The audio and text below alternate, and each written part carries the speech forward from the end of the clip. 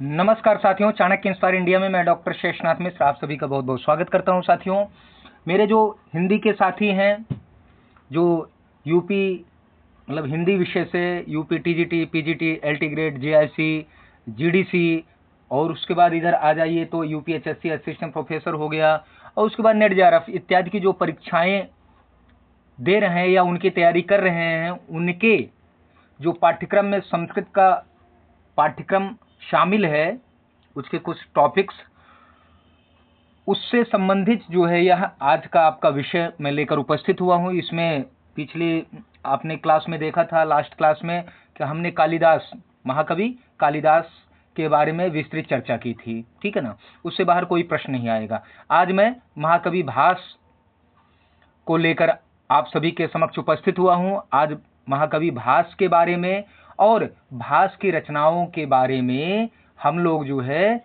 एक विस्तृत, गंभीर और सारगर्भित चर्चा करेंगे, ठीक है ना। आज जो है महाकवि भास से ही संबंधित जो है यह आज की क्लास है, ठीक है। सबसे प्राचीन आपके रचनाकार हैं महाकवि भास। आपसे यह प्री प्रश्न पूछता है कि जैसे है ना, एक क्रम देता है कि भाई सबसे प्राचीन, मतलब क्रम मिलाने के, भाई सबसे पहले, उसके बाद, उसके बाद, उसके बाद, इस प्रकार का एक प्रश्न आता है कि भाई कवियों का क्रम बताइए, या उनका जो है समय भी दे दिया जाता है, तो उस क्रम को आपको जो है व्यवस्थित करना पड़ता है। तो उसके लिए जो है ये सारी चीजें होती हैं। और यह सिर्फ हिंदी टीजीटी पीजीटी नहीं है, यह जो संस्कृत के भी अभ्यर्थी हैं, छात्र हैं, छात्राएं हैं, उनके लिए भी यह समान रूप से बहुत उपयोगी है। आइए देर न करते हुए हम लोग सीधे विषय की तरफ बढ़ते हैं। तो सबसे पहले देखिए, आचार्य भास हैं, तो भास की कुल रचनाएं, महाकवि भास की कुल रचनाएं 13 हैं। कितनी संख्या है? 13। ध्यान रखिएगा, यह भी पूछा जाता है। और फिर इन 13 रचनाओं को 4 वर्गों में बांटा गया है, ठीक है ना। तो भास की 13 रचनाओं को बांटा गया है 4 वर्गों में। पहला क्या है? उदयन मूलक, उदयन कथा मूलक। दूसरा है रामायण मूलक। तीसरा है महाभारत मूलक। और चौथा है लोक कथा मूलक।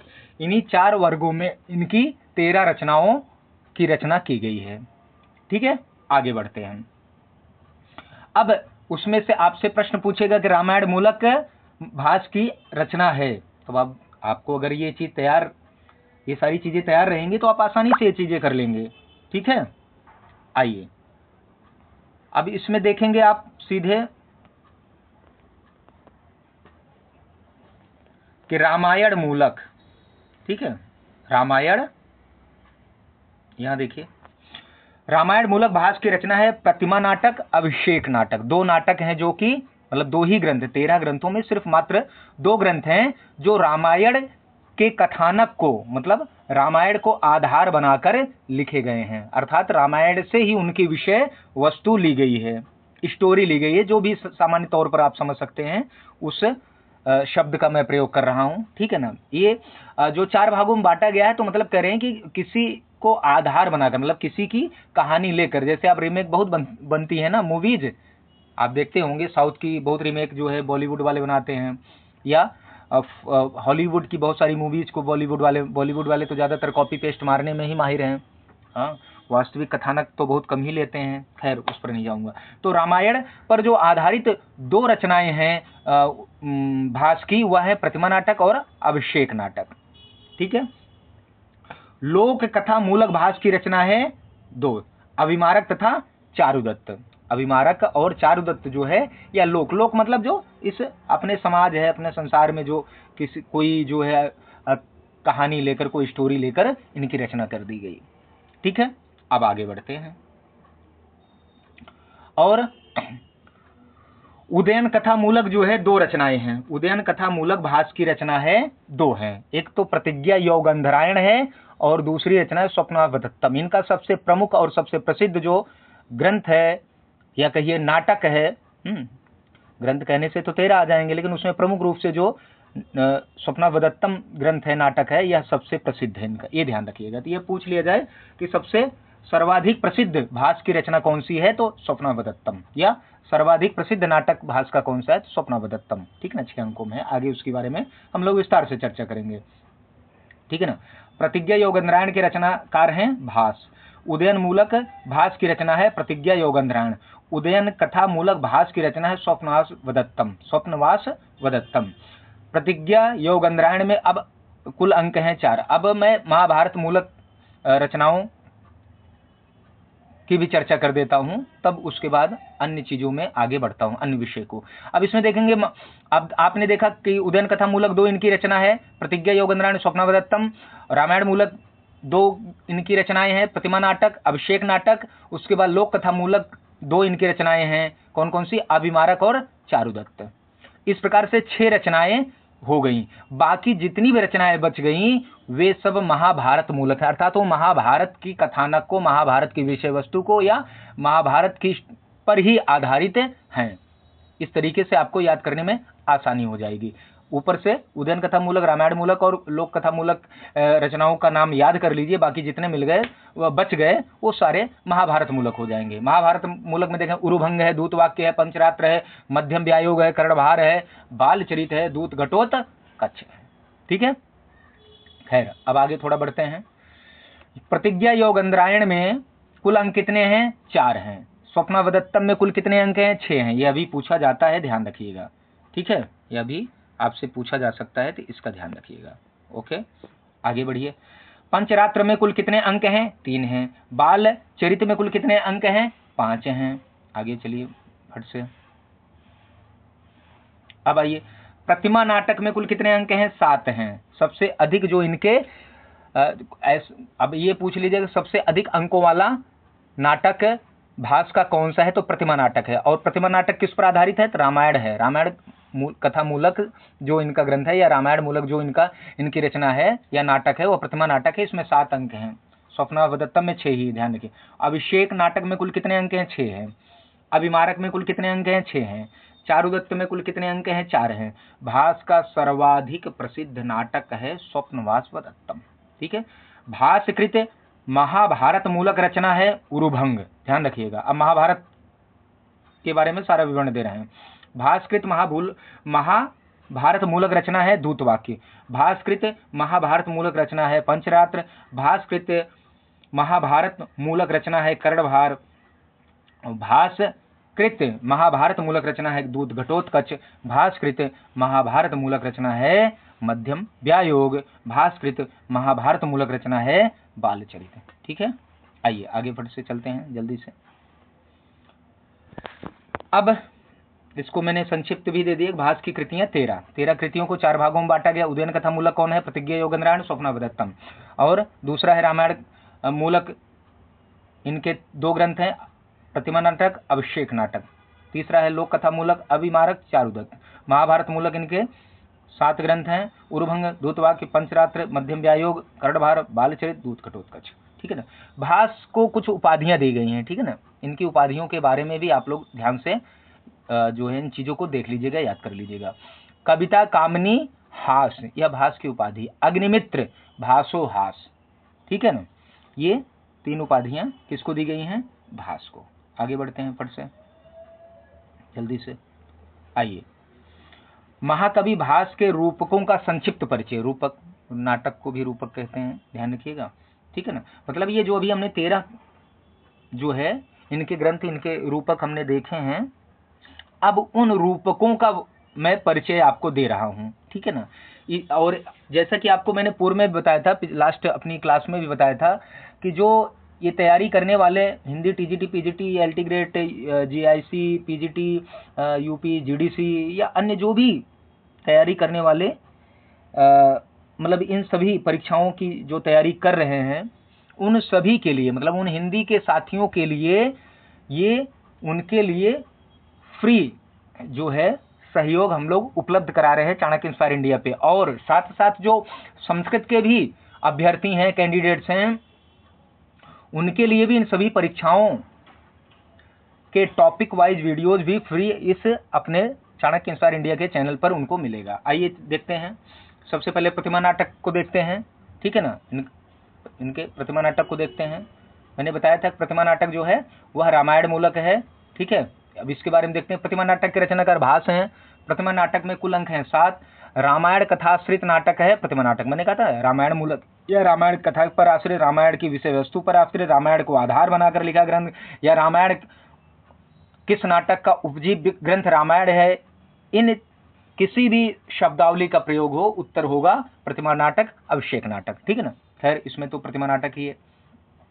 अब प्रतिमा नाटक का संक्षिप्त परिचय देख लेते हैं। रचनाकार भास है, कुल अंक 7 है। उपजीव्य काव्य, देखिए उपजीव्य आ गया ना, टेक्निकल शब्द यही है। रामायण कथा वस्तु क्या है करें, इसकी मूल स्टोरी क्या है, स्टोरी का मतलब कहते हैं क्रक्स क्या है, मुख्य कथानक क्या है, कि कथा वस्तु क्या है, कि अयोध्या कांड से लेकर रावण वध तक की संपूर्ण घटनाओं का वर्णन है। किसमें? प्रतिमा नाटक में। प्रतिमा नाटक में अयोध्या कांड से लेकर रावण वध तक की संपूर्ण घटनाओं का इस नाटक में वर्णन किया गया है। आइए आगे देखते हैं।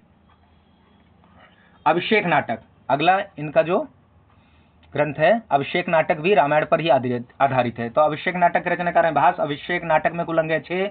रामायण कथाश्रित नाटक है अभिषेक नाटक। अभिषेक राम के राज्याभिषेक का वर्णन है अभिषेक नाटक में। किष्किंधा कांड, सुंदरकांड, लंका कांड के कथानक का वर्णन किया गया अभिषेक नाटक में।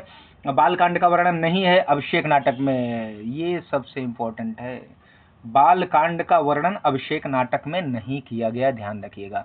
अब इसका संक्षिप्त परिचय अभिषेक नाटक का एक सरसरी निगार से देखिए। रचनाकार कौन है? भास है। विधा इसकी नाटक है। ठीक है ना। कुल अंक 6 है। उपजीव्य काव्य रामायण है। और कथा वस्तु क्या है? किष्किंधा, सुंदर और लंका कांड के कथानक का वर्णन। इसमें 3 कांडों का ही वर्णन है, ध्यान रखिएगा। ठीक है, आगे देखिए।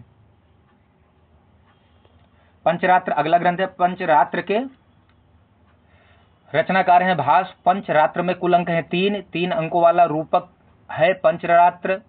ठीक है ना। महाभारत आश्रित या महाभारत कथाश्रित रूपक है पंचरात्र, मतलब महाभारत पर आधारित ग्रंथ है। महाभारत की एक घटना को लेकर रचित नाटक है पंचरात्र। ठीक है ना। पंचरात्र में दुर्योधन के यज्ञ की समाप्ति पर दक्षिणा मांगते हैं द्रोणाचार्य है। दुर्योधन का जब यज्ञ समाप्त हो जाता है तो द्रोणाचार्य जो है उनसे दक्षिणा मांगते हैं। द्रोण दुर्योधन से दक्षिणा में क्या मांगते हैं? पांडवों के लिए आधा राज्य। ठीक है। पंचरात्र रूपक की कथा है कल्पित। यह इतिहास प्रसिद्ध, देखिए कथानक भी अलग अलग होते हैं, इतिहास प्रसिद्ध होते हैं या लोक कल्पित होते हैं इत्यादि। आइए अब इसका संक्षिप्त परिचय देख लीजिए पंचरात्र का। यहां देखिए रचनाकार भास है। विधा नाटक है। कुल 3 अंक है। उपजीविका महाभारत है। अब कथा वस्तु क्या है? तो इसमें जो इसकी स्टोरी है वह है द्रोण द्वारा अर्थात द्रोणाचार्य द्वारा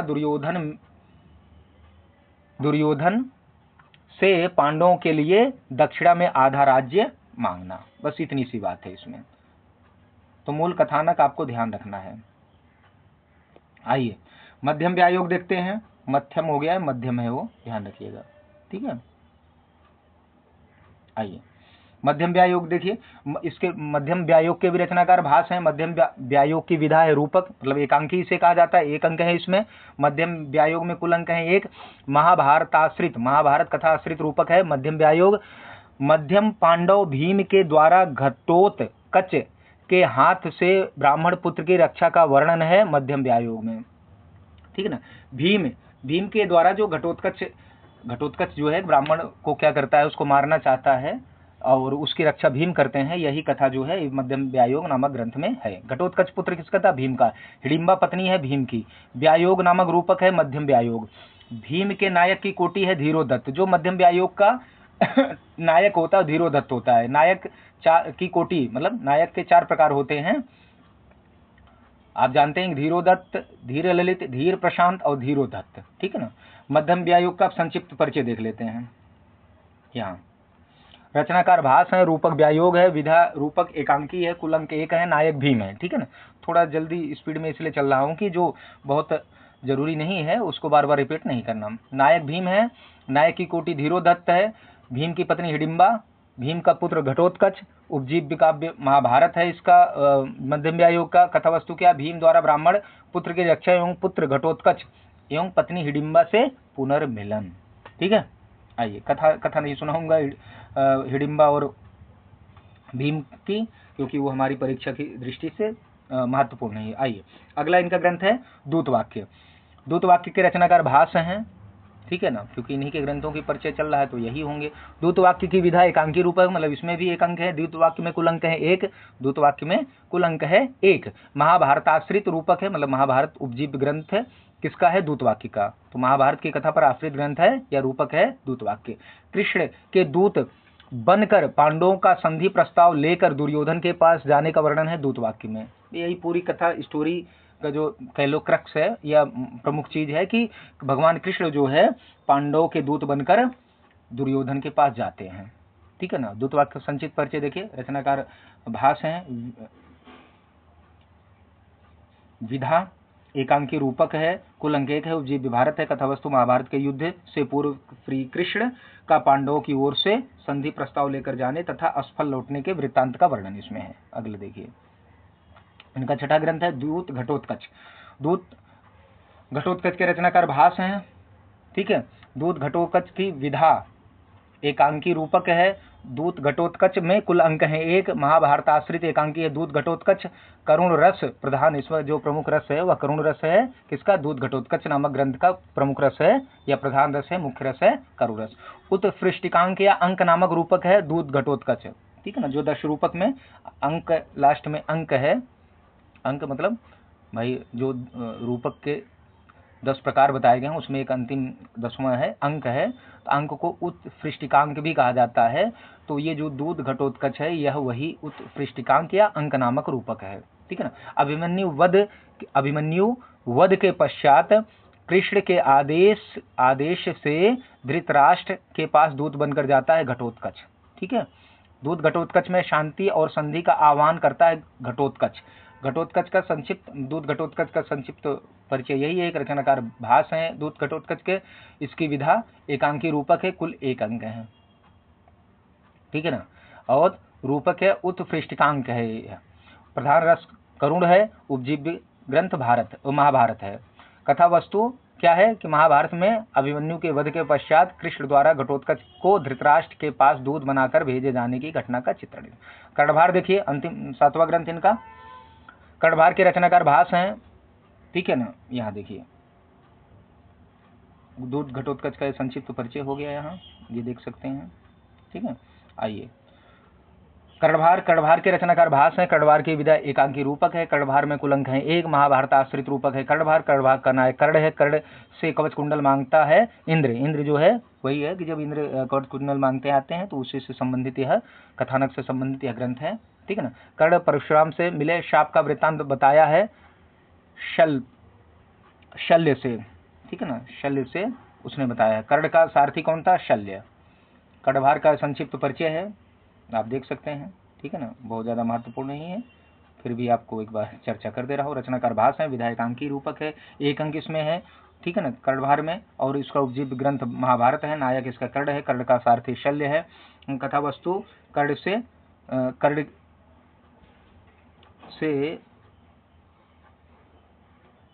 से जो है ब्राह्मण वेशधारी इंद्र को कवच कुंडल एवं दान में देना कर्ण द्वारा। उरुभंग के रचनाकार भास है। उरुभंग की विधा एकांकी रूपक है। उरुभंग में कुल 1 अंक है। महाभारत आश्रित रूपक है उरुभंग। महाभारत के युद्ध के अवसान का प्रसंग, अवसान माने समाप्ति की तरफ जब महाभारत जा रहा है तो वह प्रसंग जो है उरुभंग में है। ठीक है ना। भीम और दुर्योधन के बीच गदा युद्ध होता है उरुभंग में। उरु माने क्या है? जांग को तोड़ना। भीम दुर्योधन की जंघा तोड़ते उरुभंग में। उरुभंग का प्रधान रस है करुण रस। ठीक है। आइए, उरुभंग का संक्षिप्त परिचय देख लीजिए। रचनाकार भास है। विधा एकांकी रूपक है, कुल 1 अंक है। उपजीव्य काव्य महाभारत है। प्रधान रस करुण रस है। ठीक है ना। विषय वस्तु इसकी क्या है? इसकी कथा वस्तु है कि द्रौपदी के अपमान के प्रतिकार के रूप में भीम द्वारा दुर्योधन की जंघा तोड़कर उसे मारने का कथानक। ठीक है ना। यही कहानी है इसमें। आइए, बालचरित ग्रंथ है, देखिए।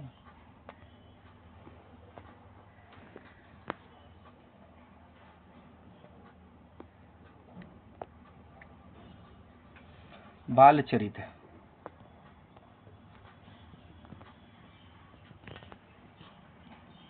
एक सेकंड। अब बालचरित देखेंगे तो बालचरित जो है, बालचरित का संक्षिप्त परिचय यहाँ देखिए। ठीक है ना। बाल चरित्र का ये थोड़ा मिसिंग हो गया है। तो बाल चरित्र की रचना भास है, बाल चरित्र की काव्य विधा नाटक है। बाल चरित्र में कुल 5 अंक हैं।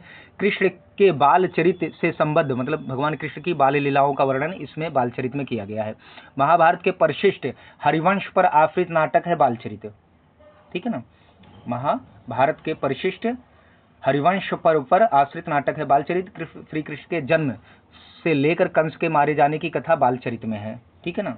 आइए फिर बाल चरित्र में देखिए, रचनाकार भास है, काव्य विधा नाटक है, कुल अंक 5 है। उपजीव्य जो ग्रंथ है हरिवंश पर्व है, कथा वस्तु श्री कृष्ण के जन्म से लेकर कंस के मारे जाने की कथा इसमें वर्णित है, ठीक है। आइए 10वां ग्रंथ है दरिद्र चारुदत्त, ठीक है। दरिद्र चारुदत्त के रचनाकार भास हैं। दरिद्र चारुदत्त की विधा है रूपक प्रकरण जिसको कहते हैं। दरिद्र चारुदत्त में कुल अंक 4 हैं।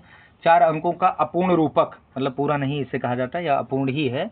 रूपक कौन है? दरिद्र चारुदत्त, निर्धन ब्राह्मण चारुदत्त और गणिका वसत सेना की प्रणय मतलब प्रेम कथा वर्णित है दरिद्र चारुदत्त में। देखिए आपने मृक्षकटिकम भी पढ़ा होगा तो वहां पे चारुदत्त और वसंत सेना की कथा है, तो ये वहां भी आपको यही कथा मिलती है, ठीक है ना। शूद्र की रचना हुआ है। सामाजिक पृष्ठभूमि पर आश्रित यह रूपक किस कोटि का है? प्रकरण।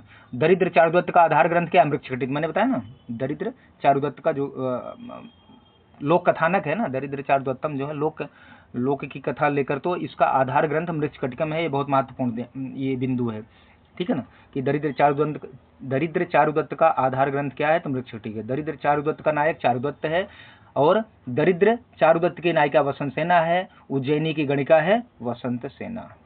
ये देखिए संक्षिप्त परिचय। रचनाकार भास, काव्य विधा प्रकरण है दरिद्र चारुदत्त की। उपजीव्य ग्रंथ मृक्षकटिक है। नायक चारुदत्त है, नायिका वसंत सेना। कथा वस्तु है चारुदत्त और वसंत सेना की प्रेम कथा, लव स्टोरी जिसको आप कहते हो ना। आइए अभिमारक इनका 11वां ग्रंथ है। अभिमारक के रचनाकार भास हैं। अभिमारक की काव्य विधा नाटक है। अभिमारक में कुल अंक 6 हैं। लोक कथाश्रित नाटक है अभिमारक नाटक का नायक है राजकुमार अभिमारक का वास्तविक नाम है विष्णुसेन। काशीराज की रानी सुदर्शना का पुत्र है विष्णुसेन। अभिमारक नाटक का प्रधान रस है श्रृंगार रस। कुंती भोज की पुत्री का नाम है कुरंगी। अभिमारक नाटक की नायिका कौन है? कुरंगी, ठीक है। आइए ये संक्षिप्त परिचय है। अभिमारक का कथा रचनाकार इसके भास हैं। काव्य विधा नाटक है, कुल 6 अंक है। कथानक लोक कथा आश्रित है। नायक अभिमारक है विष्णुसेन, नायिका कुरंगी है। प्रधान रस श्रृंगार है। कथा वस्तु है अभिमारक तथा कुरंगी की प्रेम और विवाह का सरस वर्णन। लव स्टोरी इधर भी है, लेकिन लव एंड अरेंज भी हो रहा है। आइए सेकंड लास्ट देखें, प्रतिज्ञा योगंध्रायण। प्रतिज्ञा योगंध्रायण के रचनाकार भास हैं। प्रतिज्ञा योगंध्रायण की काव्य विधा है नाटक। प्रतिज्ञा योगंध्रायण में कुल अंक हैं 4। उदयन मूलक नाटक है प्रतिज्ञा योगंध्रायण। अवंती नरेश महासेन की पुत्री है वसंत सेना, ठीक है। वत्स राज्य का राजा उदयन है। वत्स राज्य का मंत्री योगंध्रायण है। प्रतिज्ञा योगंध्रायण का नायक उदयन है। प्रतिज्ञा योगंध्रायण की नायिका वासव वदत्ता है, ठीक है। अब इसका संक्षिप्त परिचय देखिए। प्रतिज्ञा योगंध्रायण का रचनाकार भास है। काव्य विधा नाटक है, कुल अंक 4 है। नायक उदयन है। नायिका की कोटि जो है धीर ललित है। नायिका वासवदत्ता। नायक की कोटि धीर ललित है। और ये प्रमुख इसका महत्वपूर्ण प्रश्न है। स्वप्नावदत्तम का भी जो है ना, स्वप्नावदत्तम का भी जो क्या बोलते हैं उसको, नायक उदयन है। और उसके भी नायकत्व की कोटि है, मतलब नायक की कोटि है, वह भी क्या है? वह भी धीर ललित है, ध्यान रखिएगा, ठीक है। आगे चलते हैं। कथा वस्तु क्या है कि महासेन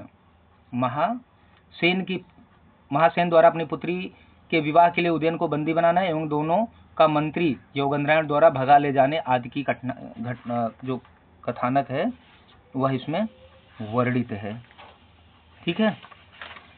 अब स्वप्नावदत्तम जो है उसके बारे में आपसे वर्णन करता हूँ, ठीक है ना। उसके बारे में ऐसे ही संक्षिप्त आपको बता देता हूँ, क्योंकि वह मैं जो है ना इस स्लाइड में है नहीं। इस स्लाइड में है नहीं, तो इसलिए जो है मैं उसको आपको ऐसे ही जो है ओरली ही बता देता हूँ, ठीक है ना।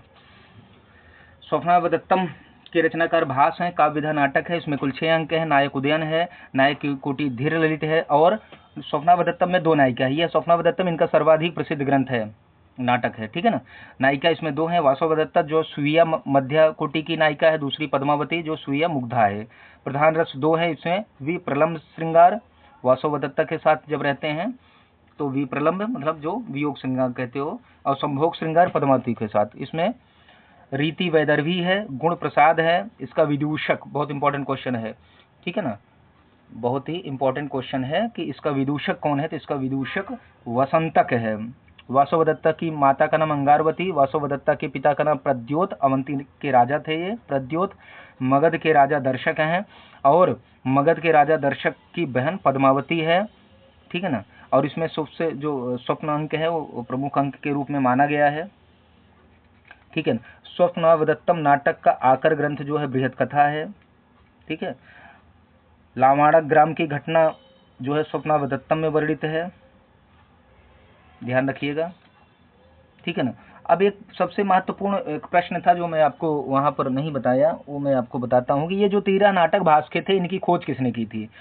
तो भास के 13 नाटकों की खोज टी गणपति शास्त्री ने की थी। कौन किया था? टी गणपति शास्त्री ने किया था, ठीक है।